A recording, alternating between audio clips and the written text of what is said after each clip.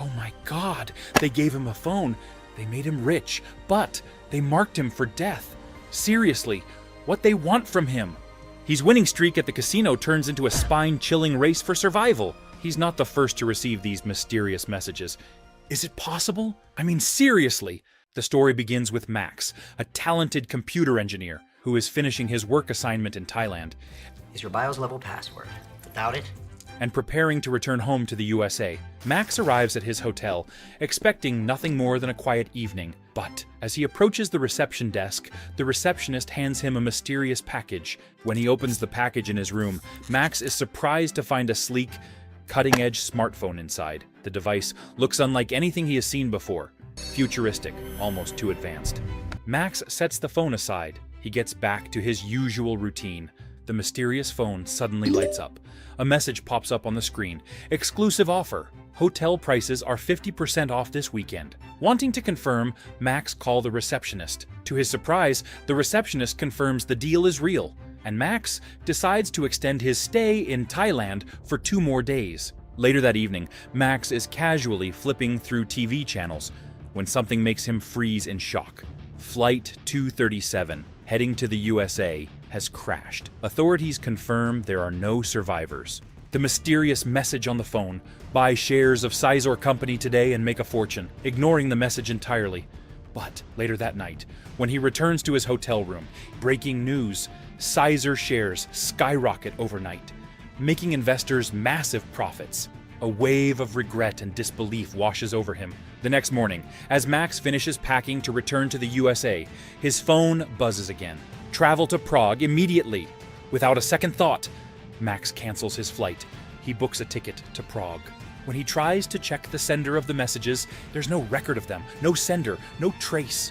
After landing in Prague, Max feels a mix of unease and anticipation. He hails a taxi and gives the driver, Yuri, the address for the Empire Hotel, just as the mysterious message instructed. Yuri, this phone! It's the most advanced model I've ever seen, Yuri exclaims. It hasn't even hit the market yet. Later, Yuri tells, I'm from Russia and have a lot of experience with tech. If you face any issues, I'd be happy to help. At the hotel, all set, sir? Yes. Max tries to trace the sender of the mysterious package. He contacts the shipping company, hoping for answers.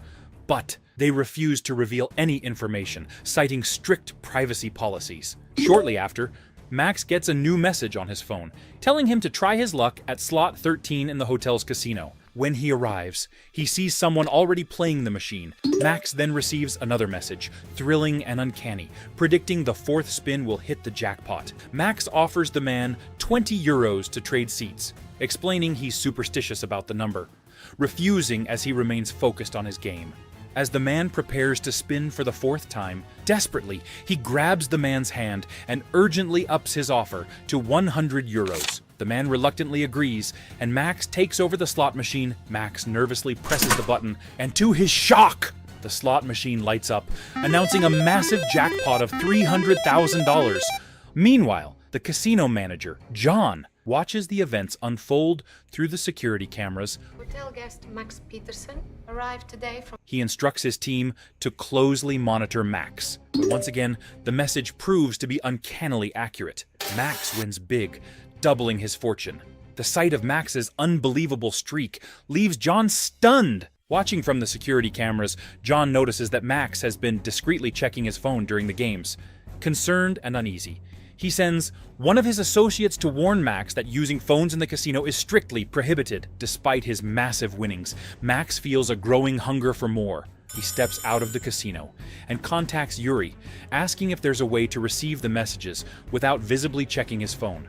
Yuri, intrigued but shrewd, but demands a hefty fee of 500 euros. Max head back into the casino, eager to try his luck once more. Inside the casino, Max notices a disturbing scene, a drunken man trying to force himself on his girlfriend. Max immediately steps in to help. However, the man delivers a devastating punch, knocking Max unconscious. It seems the entire scene was a carefully planned setup. The so-called couple secretly working with the casino. They cloned his SIM card, intending to trace the mysterious messages he'd been receiving. When Max regains consciousness, he notices the man is gone, leaving only the woman behind. She introduces herself as Camila. Max begins to flirt playfully with her. Their conversation is suddenly cut short when Max's phone buzzes. It's Yuri, calling to ask Max to meet him outside the casino. Meanwhile, back in the casino, John's team works feverishly to trace the mysterious messages on Max's cloned SIM card. To their shock, they discover that there's no record of the messages anywhere in the world. Outside the casino, Max meets Yuri, who hands him a pair of state-of-the-art Bluetooth earbuds. These text-to-speech devices allow Max to hear the messages discreetly without having to look at his phone. Armed with his newfound confidence and Yuri's advanced gadget, Max strides back into the casino, determined to push his luck even further. He heads straight to the largest slot machine, the one boasting a grand prize of $3 million. John, the casino manager, watches from the surveillance room, and John wastes no time. The machine spins, the reels aligning one by one. Before he can celebrate, Max notices the burly security guards advancing toward him as he tries to make his way out, but the guards block every path. Just as he's about to find an exit, upon turning, he sees a man holding a badge, FBI Agent Grant, taking him into custody. John arrives at the scene. He insists that Max's actions fall under the casino's jurisdiction, not the FBI's. But Grant, calm yet menacing, and issues a warning. "Stay out of this, John. Trust me, it's in your best interest." "Talk," Grant demands. "What's with the phone? Who's sending those messages?" Max, an explanation. "I don't know, I swear. I got the phone in a package, then the messages started coming. I was just trying to make some money, that's all." "All right," Grant mutters. "I believe you. For now." Later, John enters, his presence as commanding as ever. He's been sent by the casino owner, furious about the recent massive losses and determined to get answers. Realizing that John won't leave, Grant reveals the truth, something he had hoped to keep confidential. The FBI's been working with the NSA on a highly classified operation. We're tracking a network of individuals making obscene amounts of money, millions, through cryptic, coordinated messages. These individuals have only one thing in common, and every time we close in on one of them, they die, always under mysterious circumstances. Fortunately for Max, he's already in custody. Grant further explains that the NSA has created something revolutionary, a program called Echelon. It can read, intercept, and track every message across the entire country. We'll use Echelon to trace the origin of those messages the moment they arrive on phone. Then Grant steps forward toward Max. "If you don't want to spend years behind bars for the casino scams you pulled, you'll do exactly as I say." Grant takes possession of Max's phone and issues a stern warning. "Do not leave this hotel under any circumstances. Your life is in grave danger." Grant steps aside and makes a call to his superior and asks him, "We need Echelon activated immediately." Brooke assures Grant, "Give us 3 hours. The system will be online." While staying at the hotel, Max's phone buzzes unexpectedly. It's a call from Camila. She suggests meeting at a nearby bar for a drink. Despite Grant's stern warning not to leave, he sneaks out and heads to the bar. At the bar, Max and Camila share a brief moment of connection, but their time together is abruptly cut short when an FBI officer enters the bar. "And return to the hotel immediately." Back at the hotel, Grant confronts him. "Follow the instructions in the next 3 messages exactly as you've done before. That's the only way we can trace the source, following the instructions from the mysterious messages." Max places all his winnings on the line, betting with a confidence. His palms sweat as the bets unfold. But, to his shock, he loses everything. "Turn the phone off again. I'll kill you." Another message lights up his phone.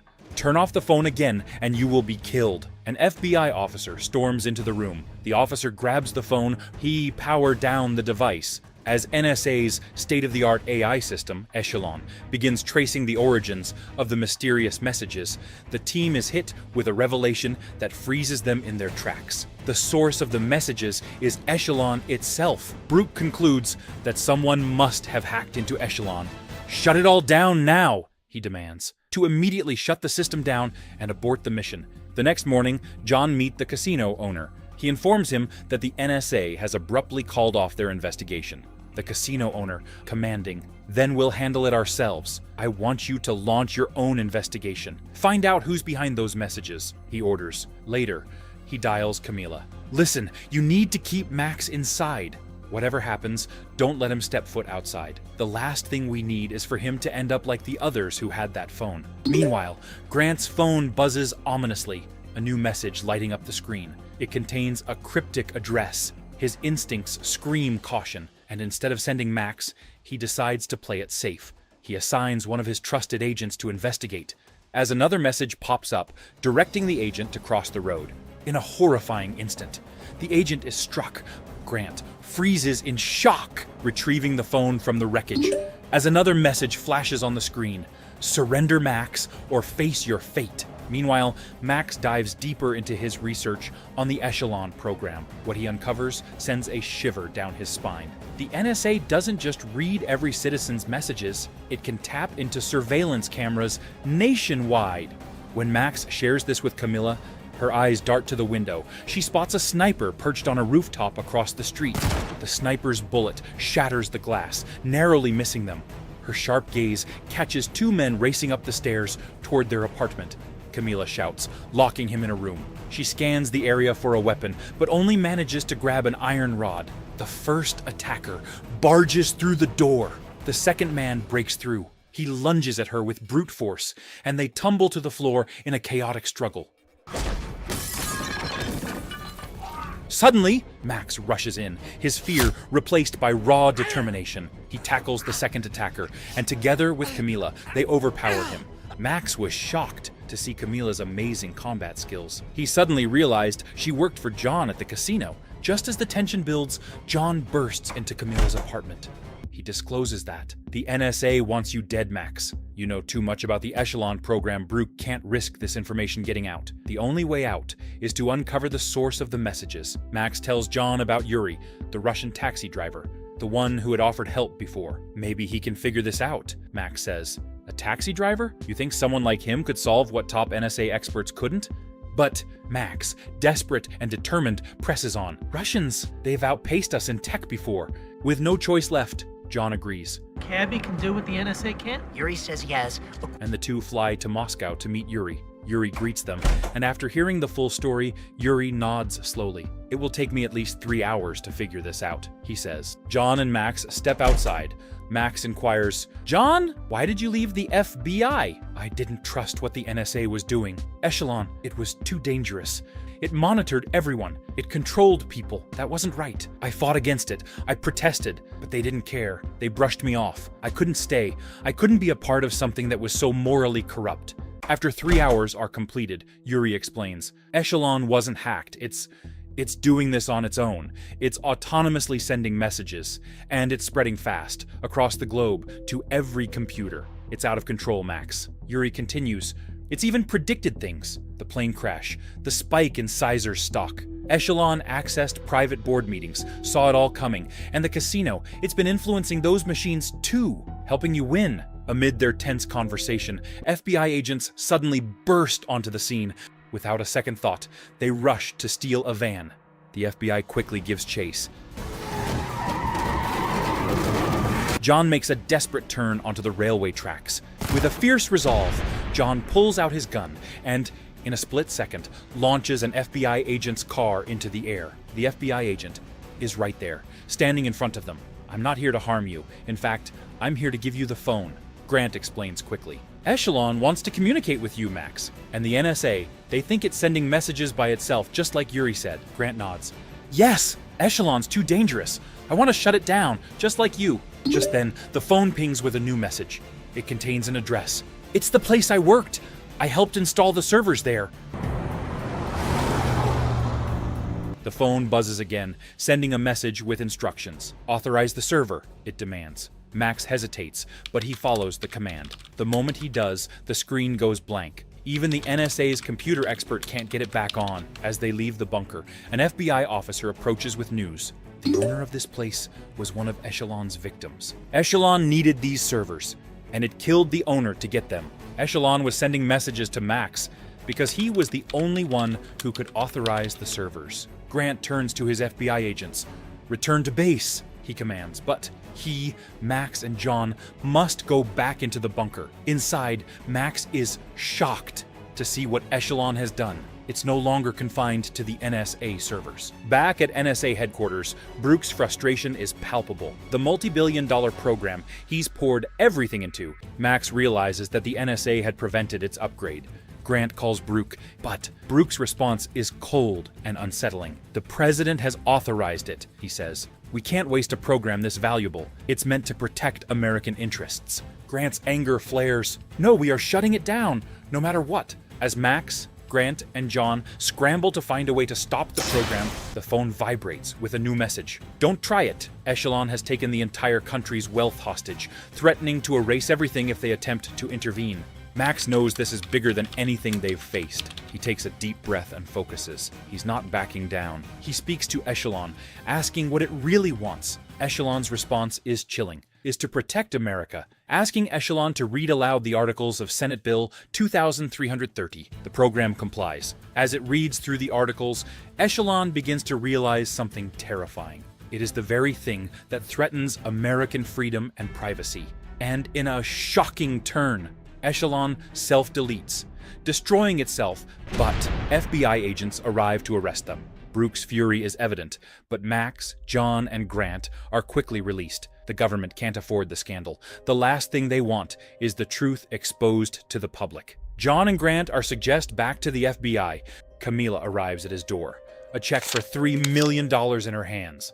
Sent by the casino owner, grateful for Max's help in shutting down Echelon and saving his future. In Moscow, Yuri, the man they trusted, is a Russian government officer. The Russian government had known about Echelon's power for years and planned everything to stop it before it could cause unrepairable damage. Now, with the program destroyed, they are left to wonder what other secrets the Russians are hiding and what dangers still lurk.